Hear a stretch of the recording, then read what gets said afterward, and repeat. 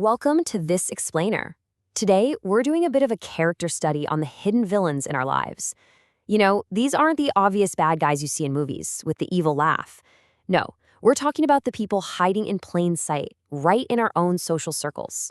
We're going to unmask exactly how they operate. Okay, let's dive into this.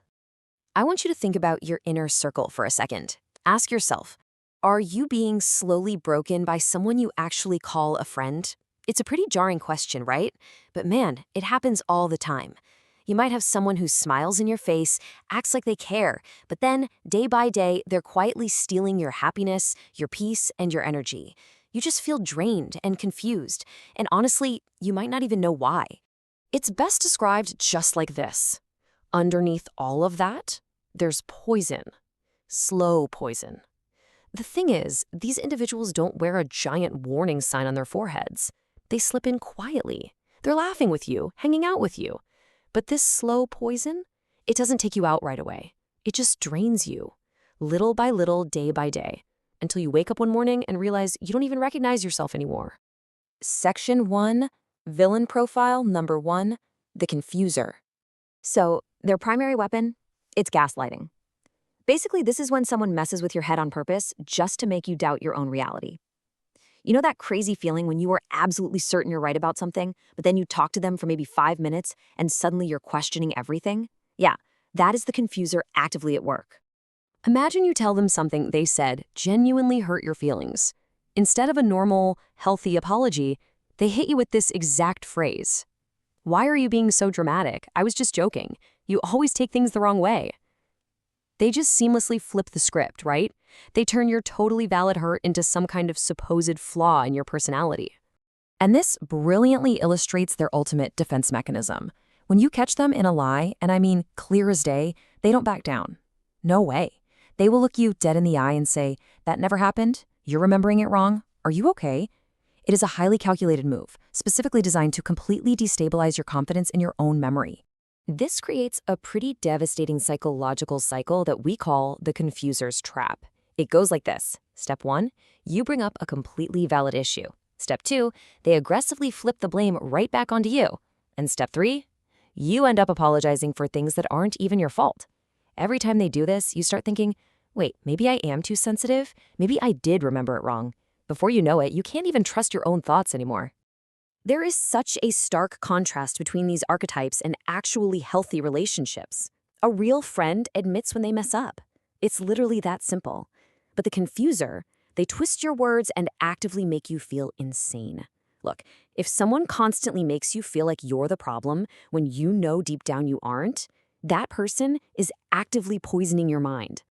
Section 2. Moving on to villain profile number 2, the chaos maker. While some people might be addicted to bad habits or whatever, this person's addiction status is strictly drama and storms. I mean, they actually need it to function.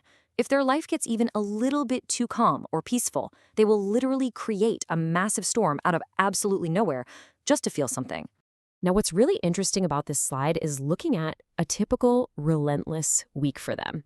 Monday, they're in a screaming match with their mom. Tuesday, someone supposedly betrayed them at work. Wednesday, it's massive boyfriend issues. Thursday, suddenly the neighbor across the street is their mortal enemy. There is always something. Every single day brings a brand new emergency. And here is exactly how you get sucked into the chaos vortex. Initially, you feel bad for them. So you step into that good friend role. You listen, you try to help, you give solid advice. But then you notice the pattern. Nothing changes. The drama never stops. New day, new disaster. And eventually, you are just left completely and utterly exhausted. It leaves you with this incredibly visceral feeling. It's like someone just dumped a truck full of problems right on your head. And the craziest part, they aren't even yours. You walk away from a simple 30-minute coffee date feeling physically and mentally drained, carrying all this heavy weight from their manufactured crises. The real danger here is proximity. If you stay close to the chaos maker, your peaceful life inevitably becomes a soap opera. You literally become part of their storm. You start stressing about their issues, losing sleep over their fights, and getting incredibly worked up about things that have absolutely nothing to do with your own life. Section 3. Resolution. Reclaiming your peace. So, how do we fix this? How do we break free? Well, the crucial point is breaking this false narrative we tell ourselves. Toxic guilt tells you, oh, walking away from a friend is mean. But reality says walking away is self-love. Walking away from toxic people isn't weak, and it definitely isn't selfish. It is brave, and it's honestly the smartest thing you can possibly do to protect yourself. Let's look at exactly why you have to protect yourself here. First off, your mental health matters way more than keeping a friendship that's slowly killing you. Second, your peace is vastly more important than making someone else comfortable. And finally, you have your own story. You have your own goals and your own peace to protect. Your life is not meant to be a supporting role in someone else's chaos. Think of it this way. If someone turns every single day into a disaster movie, you don't have to buy a ticket. You can just walk out of that theater. It's time to stop giving space to people who are slowly erasing you, piece by piece, day by day. Finding your own quiet place isn't mean, it is a necessary act of self-preservation. I'll leave you with this final provocative thought today. I want you to really think about the people in your circle right now. Really look at them. Who in your life consistently makes you feel worse, not better? If a specific name or face just popped into your head, well, you now have the exact psychological profile to understand what they are doing to you. You see them clearly now. The only question left is, what are you going to do?